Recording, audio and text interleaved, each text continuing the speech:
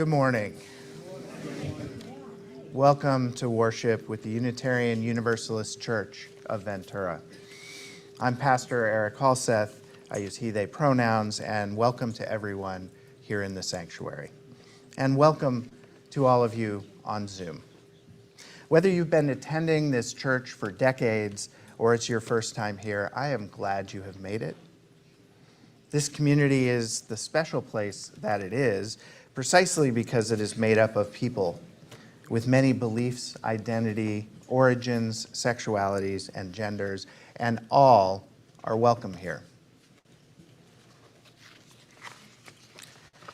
And now for our wonderful announcements. We are still supporting Ride Alliance 805 and are trying to find sources of food to help the team deliver sustenance to families in need of food. If you would like to help out with that, aside from bringing food on Sunday mornings like we collect during the Time for All Ages that goes in the basket, talk to Rob March and he can fill you in with more information about it. The Wisdom Exploration Council is meeting for its second time on Monday, February 2nd at 1:30 p.m. It's going to be on Zoom. You'll find the Zoom address in an email that was sent to you if you've expressed interest before, or it'll be in the newsletter and you can just drop in if you'd like to see what the meeting's all about and help out with Wisdom Exploration. Reach out to Lily Rappaport if you aren't currently getting emails about the council or the meeting. New to UU class, I was going to ask about this. There is one on February 8th at 11:30 a.m. There is not one today, although previously there was going to be one, so don't show up today. Is that correct? Yeah. That's correct. Okay. In light of everything going on in the world, there is a protest today at the Government Center at noon for those of us who live here locally. If you were to live elsewhere, there is a protest at 3:30 in Simi Valley at the First Street overpass. And it's right now in Thousand Oaks at Lynn and Hillcrest. So if you're watching and you want to go to that one, please go. And of course, let me remind you, one more thing. Yukio, there's a training, is it next weekend? Today. There is a training today for the door team that is going to monitor the doors during services, and it will be... Well, we can have it here since you're not being here. Okay, it's going to be here, and it'll be around 11:30. Okay, so for the door monitoring team, training here, 11:30. And of course, let me remind you to refer to the announcements in the weekly email message, UUCV This Week, for current announcements, and if you want to double check on what I have just been going on about. Land acknowledgements are given to, acknowledge the colonialism that both ignored and harmed indigenous peoples during the settling of this continent by people from Europe. Why has this become a thing in our day and age? And specifically about the people who were and are indigenous to North America. Why aren't land acknowledgements given as commonly in other places like Europe, where waves of migration took land from original inhabitants multiple times over the last 10,000 years? I suppose it's because those migrations took place many, many hundreds and even thousands of years ago. In North America and in New Zealand and Australia, between Canada and the US and Australia and New Zealand, that's primarily where land acknowledgements are done. It is a much more recent thing within the last 500-ish years, and maybe we are just trying to right some wrongs. Here locally, we name the Barbareño and Ventureño band of the Chumash peoples who have stewarded their ancestral and unceded territory for at least the last 11,000 years. We honor their ancestors, elders, and descendants as they continue their deep spiritual and cultural connections to these lands and waters. Sacred space is shared space. Whatever has called you here this morning, whatever moves your soul, whatever justice cause is your passion, whatever makes your heart sing.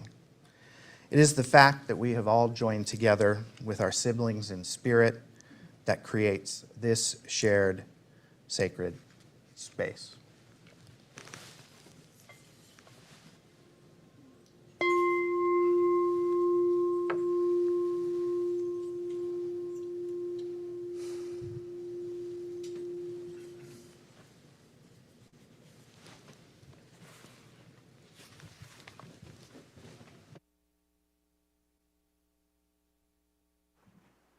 Good morning. I am Worship Associate Xenia Young, and as we begin our service by lighting the chalice, we remember where this simple symbol came from. First used as a quiet sign of hope in dark times, reminding people that they weren't alone. Even today, as we hold that history in our minds, many in our world are living through their own dark times. That's why this flame matters so much. It still brings light. It still helps lead the way. If you're joining us from afar on Zoom, we invite you to light your own chalice or candle at home as Pastor Eric and Isaac and Loretta come help us light the chalice in our sanctuary.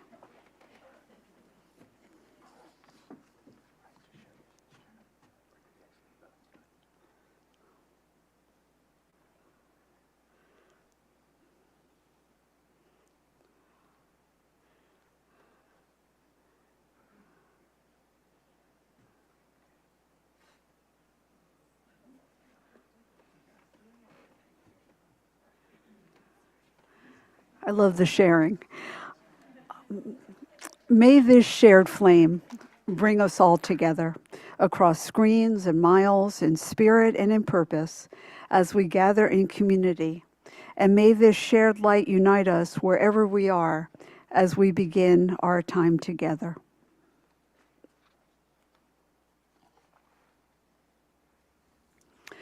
Our call to worship this morning is My Symphony, written by William Henry Channing, often attributed to William Ellery Channing.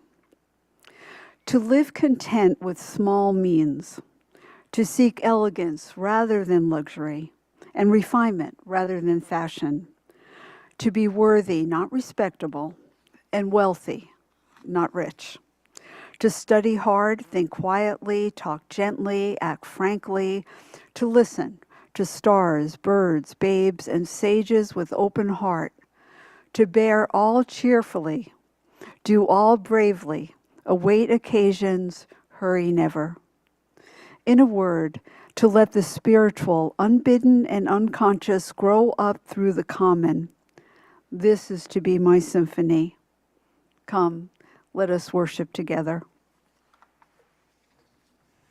Well, good morning, y'all. Hi, I'm Zach, and I invite you all to rise in body or in spirit as you're able, as we sing hymn number 1000, Morning Has Come.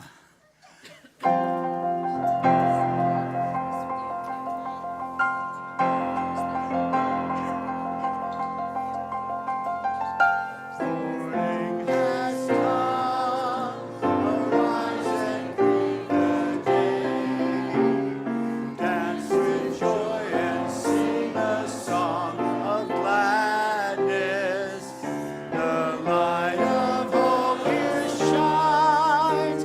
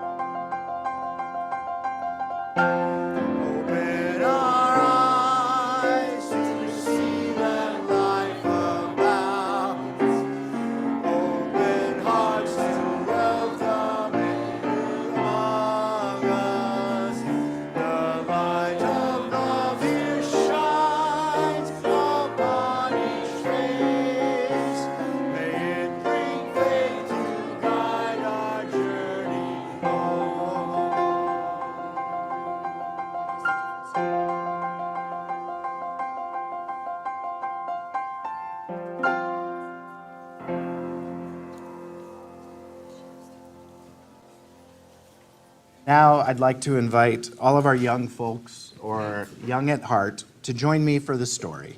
Gather up the donations for Ride Alliance 805 and Poder Popular as you come to the front. From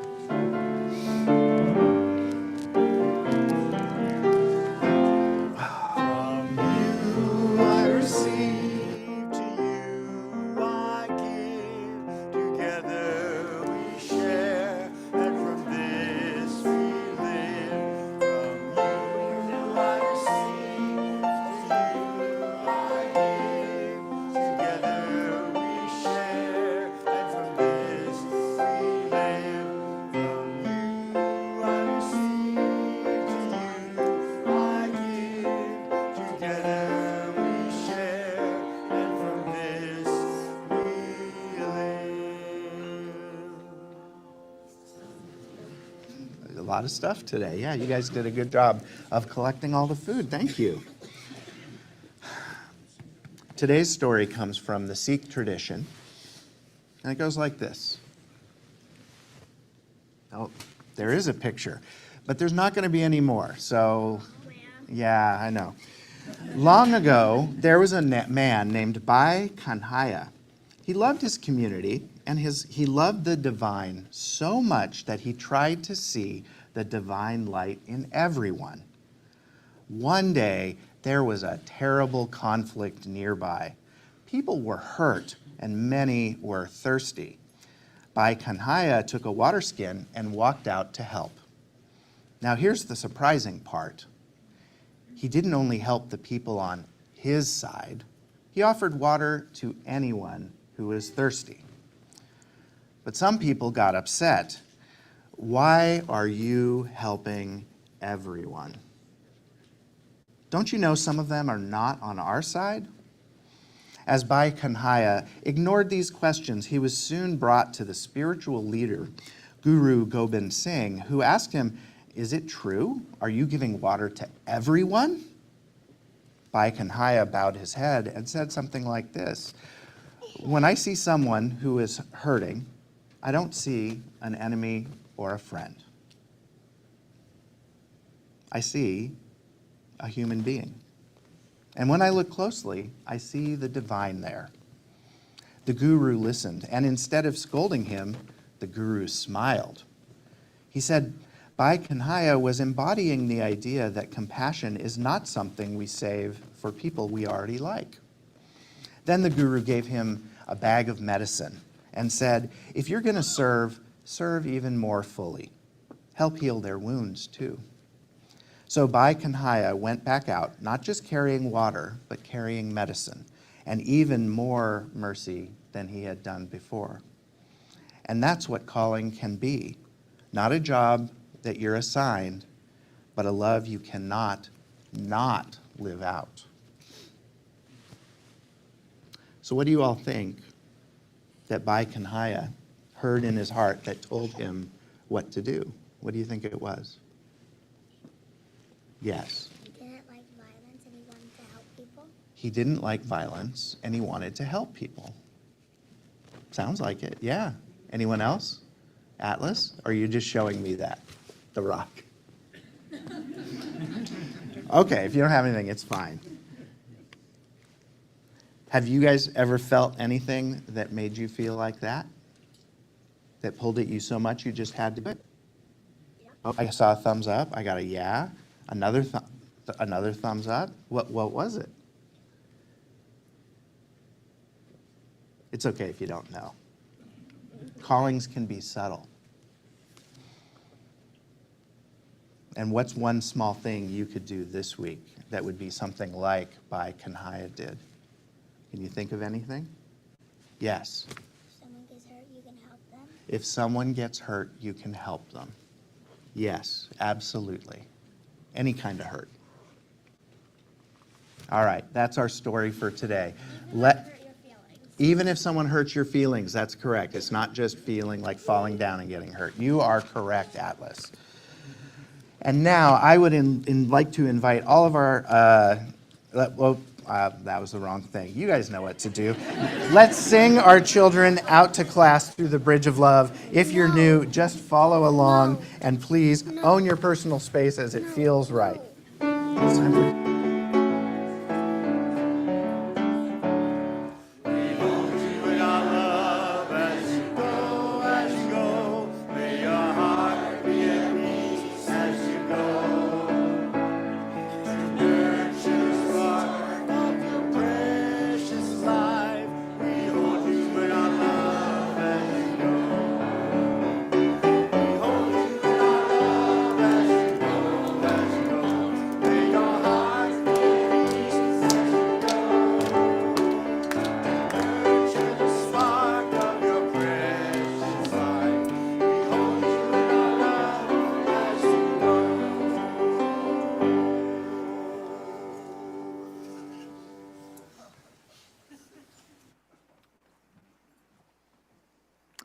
Each Sunday, our tradition is to give away our entire collection, gifting it to an organization in the community doing meaningful work, or perhaps to funds that support people in need in our own church. This practice is one of the many ways we live our values and put them into action, sharing what we have to care for others. Folks who are present in the sanctuary can text to give or can drop a check or cash in the back wall in that box, either during the offertory music or after the service.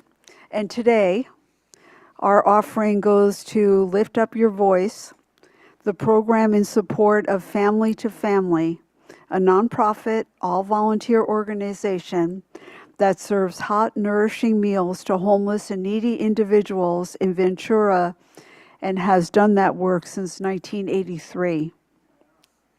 Today, 30 different organizations gather, prepare, and serve hot meals 5 days each week. And at each meal, diners are greeted with smiles and treated with respect as they come together to enjoy the food and experience a sense of community. Funding would go to provide lunch to 100 or more hungry people on the first Monday of each month at the Family to Family Kitchen and Dining Hall on Ventura Avenue. Volunteers from UUCV partner with volunteers from the Center for Spiritual Living to serve a nutritious and delicious meal and to provide a warm welcome on this one day each month.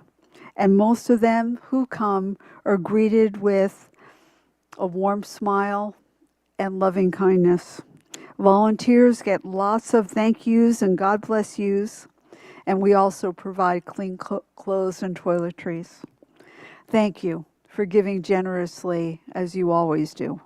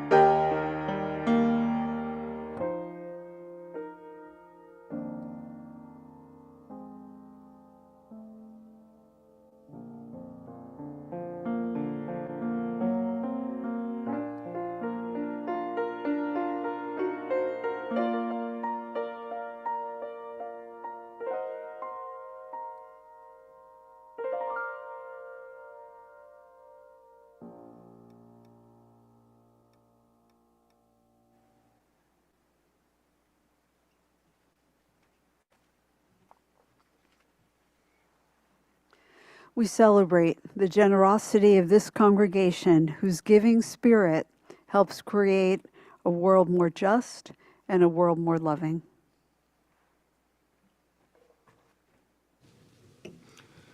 Before we start Joys and Sorrows today, and I wrote this because if I didn't write it, I might say something highly inappropriate. I want to talk about the protests in Minneapolis. I want us to remember the deaths of Renee Good and Alex Preddy, victims of Trump's war on blue states. This is not normal. This is not the 1960s or 1970s, in which some semblance of political normalcy still existed, where the threat of impeachment was enough to cause a resignation. Those were turbulent times indeed, but this is different. What we saw with both of these shootings were not law enforcement taking a reasonable stand to defend themselves. These were extrajudicial public killings, the likes of which we haven't seen in this country in recent. We do see this. We see it all the time. George Floyd in Minneapolis, of all places, to name one person. But with Stephen Miller, J.D. Vance, Todd Blanche, and others speaking publicly about immunity for federal officers, or it being illegal and futile to try to arrest said officers, carte blanche has become the norm for DHS and ICE officials. Later in the service, I'm going to talk about how our calling as Unitarian Universalists might be formed. While I have some regret about not joining my ministerial colleagues in Minneapolis this weekend, which have taken on, the protests there have taken on added urgency and importance given this second extrajudicial killing, my calling is to speak truth into this world, whether in this room or elsewhere. I am glad that I am here with you this weekend. I'm glad that I spent an hour or so yesterday with Mike Pizzuto talking about the state of the world, among other things. And we can never forget that the people of Minneapolis are fighting and dying for our right to due process, for the Constitution in general, and for all people, whether citizen or not, who have been snatched from the streets, their homes, and places of work, and schools, hospitals, courthouses, and other public spaces. Well, I do not think ICE will ever grace us with their presence during one of our Sunday services. If they do, I expect all of us to get out our phones and start filming. Shout at them to shame them, and bring good trouble down on them. Safely. Amen. Safely.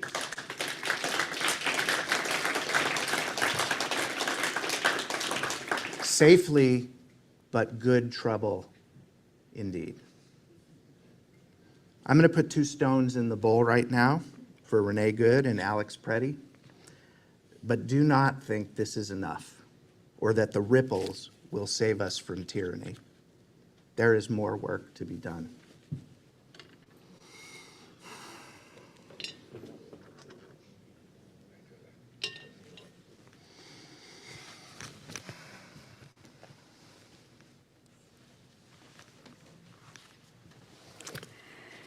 This is the moment in our service where we slow down, we take a breath together, we check in with ourselves and notice what it is that we're carrying, joys, sorrows, and everything in between. As we place stones in water, we remember that none of this is meant to be carried alone. Each stone sends out ripples, reminding us that what we share here today touches the whole community. May we feel those ripples of care and connection, and may we keep showing up for each other and everyone with kindness, compassion, and righteousness. You can submit a joy or sorrow for sharing via a link on the website uventura.org or in our Thursday email bulletin, UCV This Week. And those received by 8 o'clock on Saturday evening will normally be shared that Sunday. These are the joys and sorrows that came in this week. First, both a joy and a sorrow from Rena Pizzuto. Send healing thoughts to Mike. He's been in the hospital since last Thursday. He's had ongoing health issues that have become worse, and I'm relieved they sent him and are taking care of his problems. But I'm overwhelmed and worried. He would appreciate cards or calls. We're not sure when he'll be released since they're doing more tests, but thank you for your care and your support.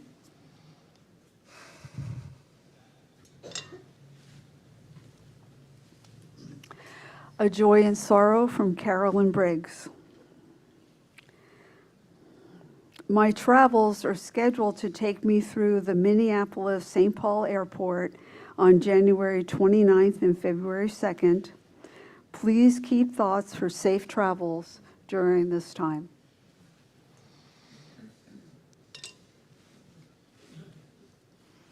And a joy from Susan Franzblau and Martha Kaslow, who are deeply grateful for the tremendous outpouring of love from this congregation. Your cards, calls, visits, support, and the many meals and flowers have been uplifting and truly appreciated. The battle is not over. Martha has begun the path of immunotherapy, but your continued support means more than my words can express.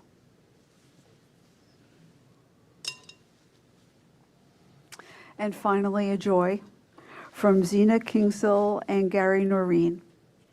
On Friday, January 23rd, 2026, our first grandchild arrived joyously. Welcome to this world, Chloe Noreen Santos. We can't wait to show you off at church. Our hearts are overflowing with love. Now I invite you to speak into the gathered community or write into the Zoom chat the names of those you feel you wish to celebrate, memorialize, or those who need the loving embrace of this beloved community.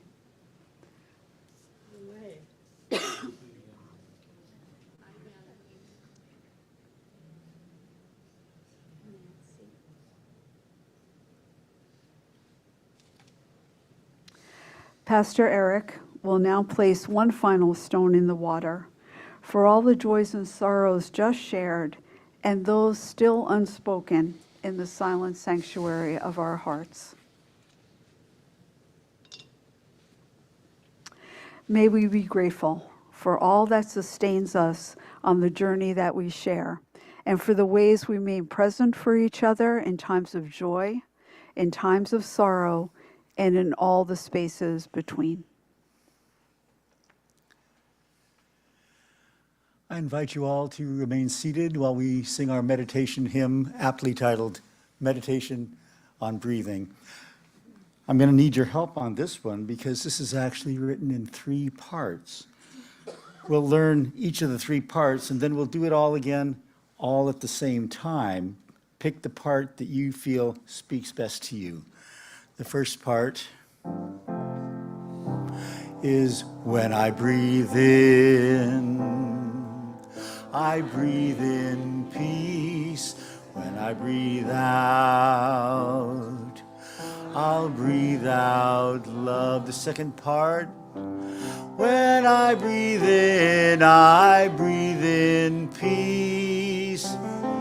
When I breathe out, I breathe in love. And the last part, breathe in, breathe out, breathe in, breathe out. All together now, and I then.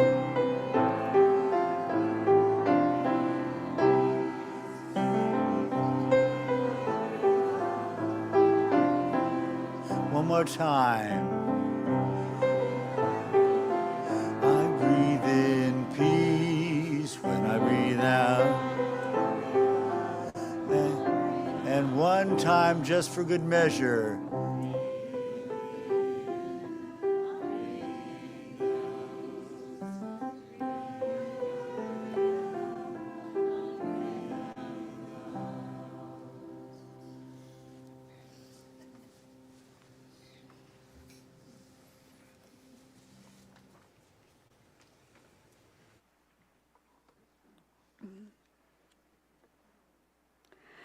Today's reading is from Sikh Scripture and Tradition, and it's adapted for worship.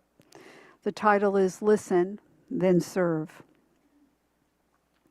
We remember that a spiritual calling is not only a plan we make, but also a life we receive, a way we learn to walk.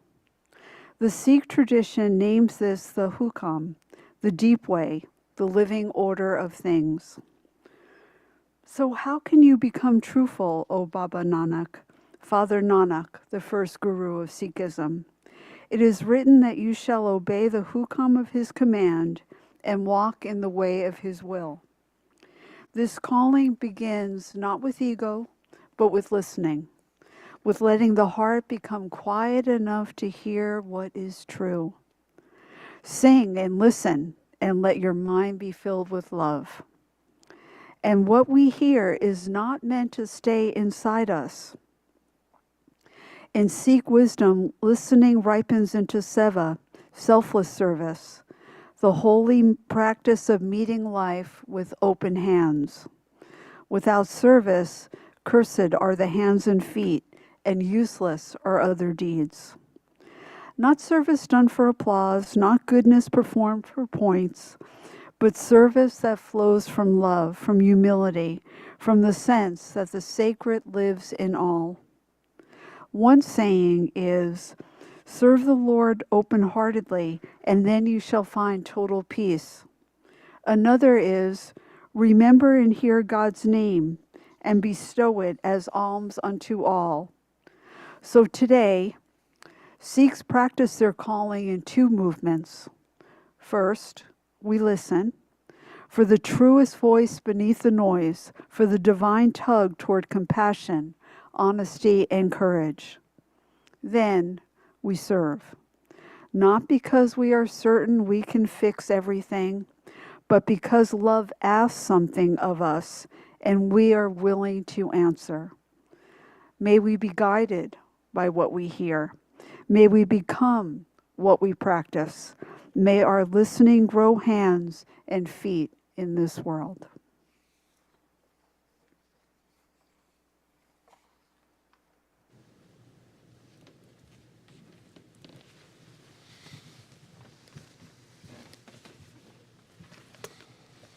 I invite you now into a time of meditation.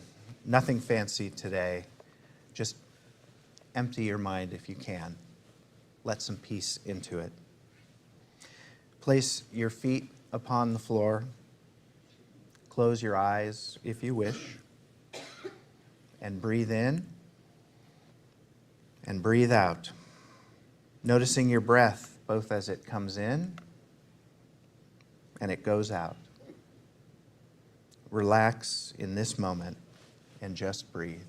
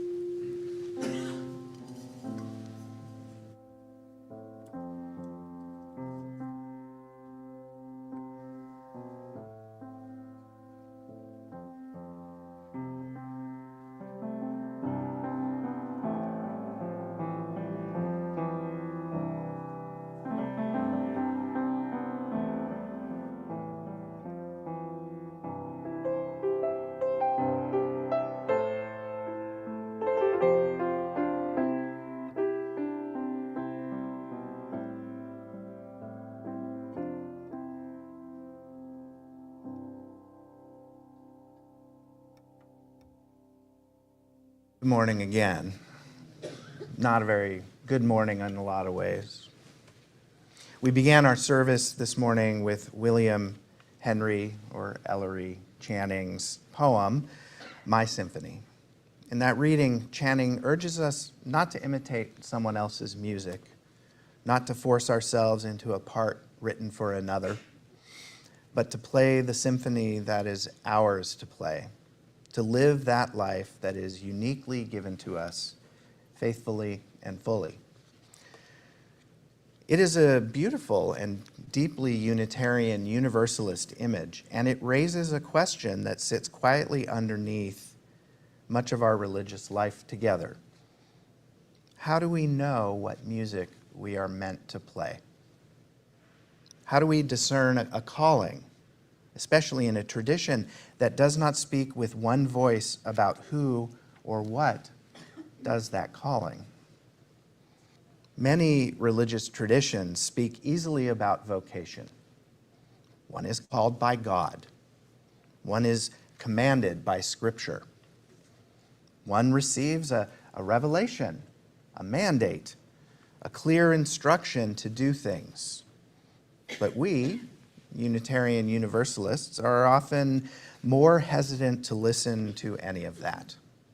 We resist any certainty that doesn't pass successfully our logical filters. We are wary of voices that claim absolute authority. And yet, if we are honest, we still use the language of calling. We speak of feeling drawn to certain work. We say we feel pulled toward justice, care, or healing. We talk about moments when something in us said, I cannot not do this. So what do we mean when we speak of spiritual calling as Unitarian Universalists? If there is no single creed, no shared belief, no authoritative voice issuing commands, what exactly is calling us? I want to suggest this morning that for UUs, a calling is not about obedience to a creed or a higher power. It is about alignment with our values.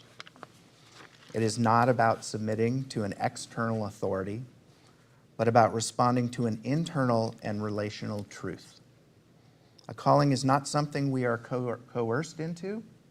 It is something we recognize, often slowly, often imperfectly, as being asked of us by life itself.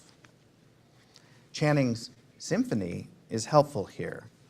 He does not tell us that someone else has written our music for us. He does not say the musical score will be handed to us, fully formed by some other being. He tells us that our task is to listen to ourselves, to one another, to the world outside of this place, and to play what is ours, to direct our symphony with integrity. Not louder than others, not quieter than we are meant to be, but in harmony with the world and with others. In our UU tradition, calling rarely arrives as a thunderclap. It is more often a whisper of who we are, what we love, what the world needs, and what we cannot stop caring about. It is discovered not through certainty, but through attention to a quiet voice that speaks to us through nature, or poetry, or prophetic voices, or through just seeing what the world needs and responding to it. Howard Thurman wrote the following: "Don't ask what the world needs, ask what makes you come alive and go do it." Because what the world needs is people who have come alive. Thurman is not suggesting selfishness here, naming our ego as more important than anything. He is naming something profoundly relational, that our deepest sense of living, of being alive, often intersects with the deepest needs we observe around us. This is one way UUs understand calling, not as an external belief to assent to, but as a response we make to the world around us. And this is where the Sikh wisdom we heard earlier in the service offers us such a powerful companion. In Sikh tradition, two concepts are central to understanding spiritual life: hukam and seva. Hukam refers to the divine order, the unfolding of reality as it is. As Unitarian Universalists, we might not interpret it as a rigid plan imposed from above, but a deep attentiveness to how things are moving, where life is flowing, what is being revealed in the present moment. Hukam in this sense is not about control, it is about alignment with the universe, about noticing what is being asked of us by the world as it actually exists, not as we wish it to be. Is God or the divine part of us? That's up to you. For Sikhs, certainly it is, but we are UUs. It may or may not be part of our spiritual makeup as individuals. And if you were here a couple of weeks ago, you might remember us talking about the Tao. Chapter 1, I think we read, maybe the Tao Te Ching is a little more accessible than the Sikh tenets. Hukam might be considered alignment with the Tao, the way, the 10,000 things, alignment with the universe as the universe unfolds before us. Seva, meanwhile, is selfless service. Service offered without expectation of reward, recognition, or some kind of spiritual purity. It's service as spiritual practice. Service as a prayer enacted with the body.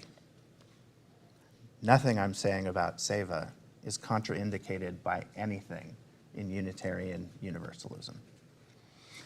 Together, hukam and seva form a vision of calling that feels remarkably close to our own UU instincts.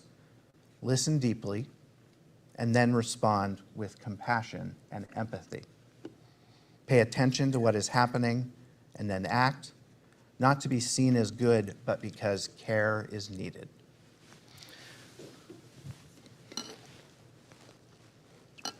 The story from Time for All Ages about Bhai Kanhaiya brings these ideas vividly to life. Bhai Kanhaiya lived in a time of conflict and violence. During a battle, he moved among the wounded, offering water to anyone who needed it. He did not distinguish between friend and enemy, between ally and opponent. He saw only thirst, pain, and human need. Some of the soldiers became angry. They accused him of helping the enemy. They brought him before their leaders, demanding an explanation. And what did he say? I see no enemy. I see only those who are suffering. Sound familiar? Tolstoy's 3 questions 2 weeks ago. Right now, right here, do good. This is a story about calling, but not the kind of calling that flatters the ego. Bhai Kanhaiya's calling did not align him with the powerful, it did not make him popular, it did not make him safe. In fact, it had the opposite effect. It made him faithful to compassion, even when that compassion disrupted expectations and crossed boundaries that others insisted were essential to their community. But his calling was not loyalty to a side, it was a loyalty to caring for other human beings. For Unitarian Universalists, this story should resonate deeply with our affirmation of the inherent worth and dignity of every person. Bhai Kanhaiya did not need a theology of enemies and allies to tell him who deserved water, but instead his theology was embodied, living in his hands and his actions. He responded to suffering because suffering was right in front of him. Remember, right now, right here, do good. And this is an important truth about calling. A true calling will often make us uncomfortable. It may place us at odds with authority. It may require us to act in ways that others misunderstand. A calling does not guarantee ease, but it does guarantee meaning.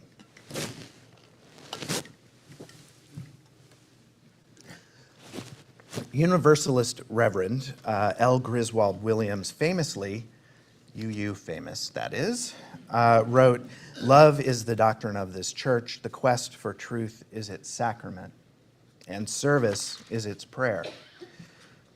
Notice that service is not framed as a strategy or a resume builder or a moral performance. It is prayer. It's how love becomes visible. Calling, then, is not about being exceptional. It's about being faithful to what you believe. And faithfulness often looks ordinary from the outside.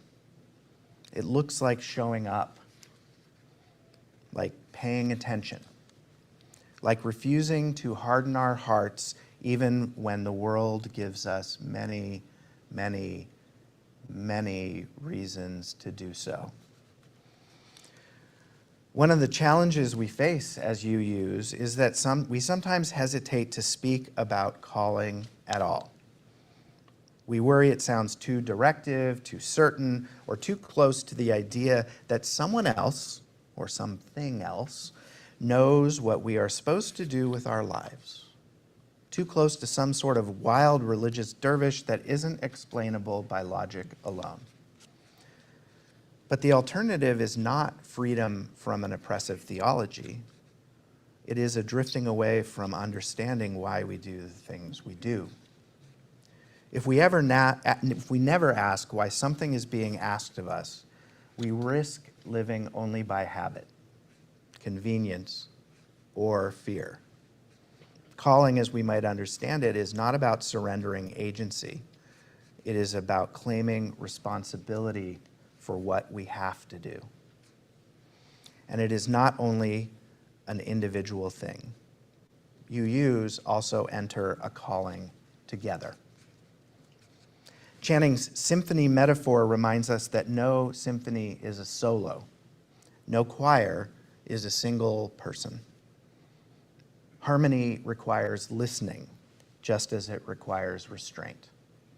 Otherwise, one section of the choir overwhelms the others. So we might ask not only, what am I called to do, but also, what are we called to do? What is this congregation being invited into in this moment of its life? What needs keep crossing our threshold? What gifts are emerging among us that ask to be shared? Discerning a collective calling is slow work. It requires patience, trust, and a willingness to be changed by one another. It asks us to listen not just to the loudest voices, but also to the quiet ones. Not just to urgency, but to wisdom. So how do we listen for calling, whether individually or together? I want to offer 3 simple practices.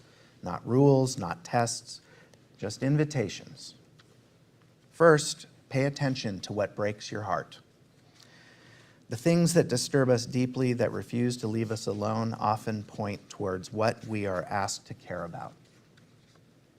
Second, notice what you keep returning to.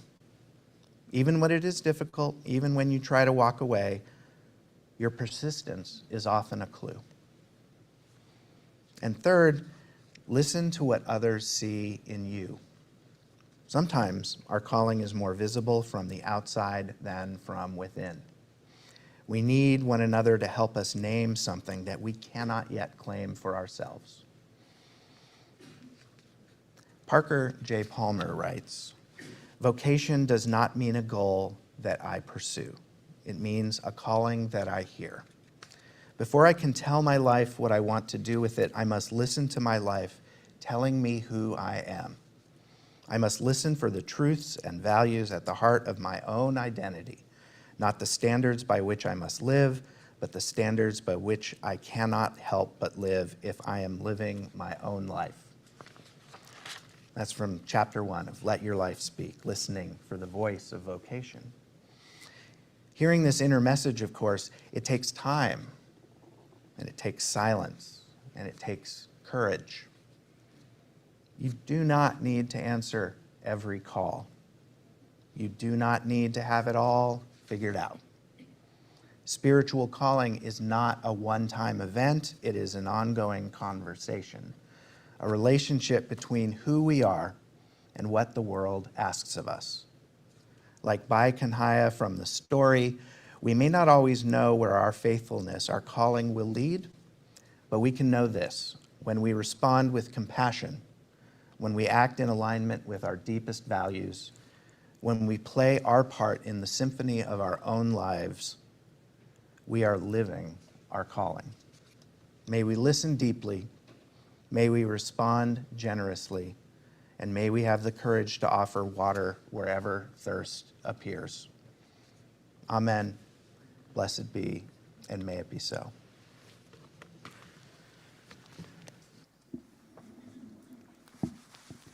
I invite you all to rise in body or in spirit as we sing our closing hymn, When Our Heart is in a Holy Place.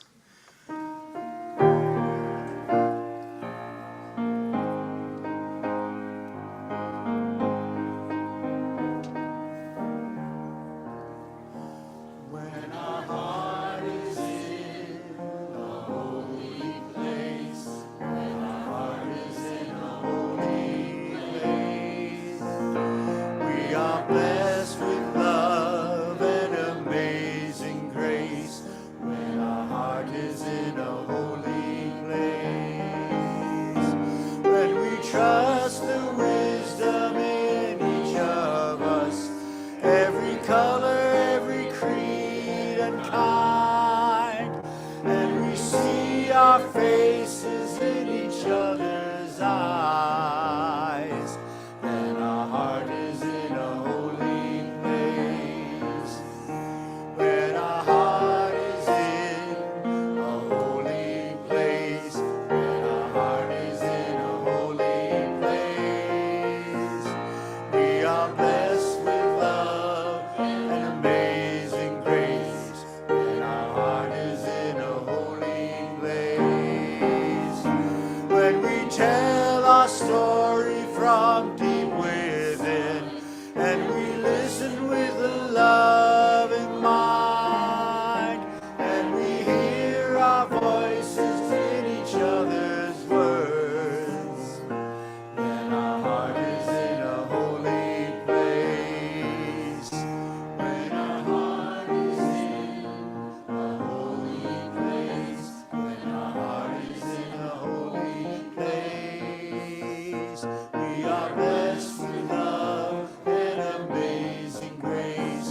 When our heart is in a holy place, when we share the silence of sacred space, and the God of our heart stirs within, and we feel the power of each other's faith, then our heart is in a holy place.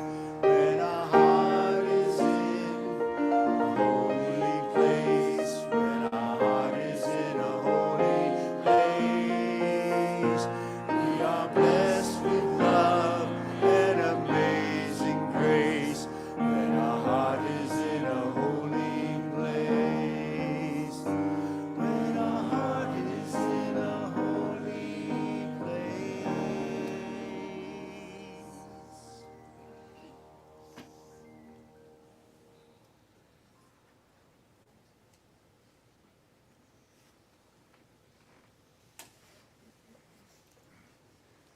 After this service, we hope you'll all stay and join us in Berg Hall, our community room, for bagel tea, conversation, nice community feelings.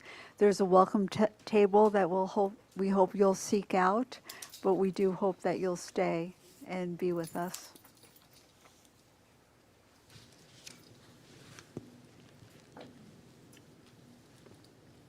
Go for it.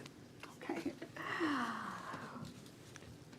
The words aren't on the screen, but I bet most of you know them by heart. There they are, miraculous. Please join with me in reading the words on the screen as we prepare to extinguish our chalice.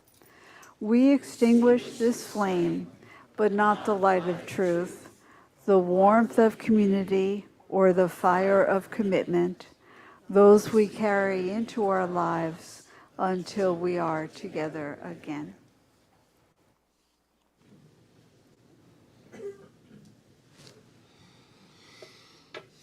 What is your calling? That's the title of today's service and sermon. Not a rhetorical question, but a real one.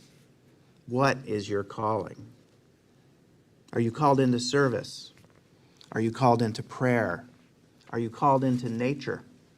Are you called into community? Wherever your calling leads you, follow it. Follow it towards good trouble. That is the path to happiness. Amen.